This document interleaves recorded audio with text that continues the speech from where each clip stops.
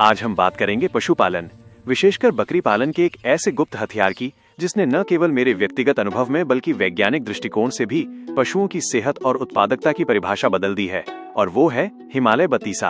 अक्सर बकरी पालक इस बात से परेशान रहते हैं कि उनकी बकरियां दाना मिश्रण तो खाती हैं, लेकिन उनके शरीर को लगता नहीं, या फिर मौसम बदलते ही उनकी भूख कम हो जाती है। लेकिन यहाँ हिमालय बतीसा एक गेम चेंजर साबित होता है। ये सिर्फ एक पाउडर नहीं, बल्कि 32 औषधीय जड़ी बूटियों का एक ऐसा पावर हाउस है जो सीधे पशु के रुमेन यानी उसके पाचन तंत्र के मुख्य हिस्से पर काम करता है। मेरे अपने अनुभव में जब मैं इसे अपनी बकरियों को कपासिया खली, कपासी फीड या तुअर के भूसे में मिलाकर देता हूँ तो परिणाम चौंकाने वाले होते हैं।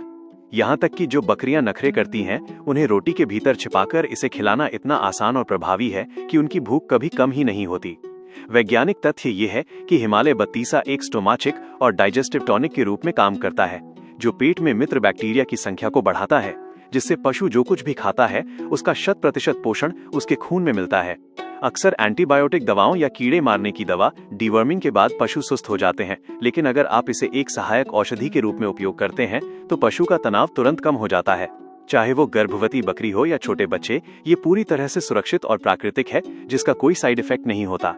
भारत के ग्रामीण परिवेश में जहां चारे की गुणवत्ता बदलती रहती है, वहां ये पाउडर एक सुरक्षा कवच की तरह काम करता है, जो अपच, कब्ज और पेट फूलने जैसी समस्याओं को जड़ से खत्म कर देता है। अगर आप भी बकरी पालन को एक मुनाफे वाले व्यवसाय के रूप में देख रहे हैं, तो याद रखिए कि एक स्वस्थ बकरी ही आपकी असली संपत्ति है और उनकी सेहत की चाबी उनके पाचन में छिपी है। मेरे व्यक्तिगत प्रयोगों ने ये सिद्ध किया है कि नियमित रूप से हिमालय बतीसा देने से बकरियों की चमक बढ़ती है, उनका वजन सही अनुपात में बढ़ता है और सबसे बड़ी बात, पशु हमेशा चुस्त दुरुस्त रहता है।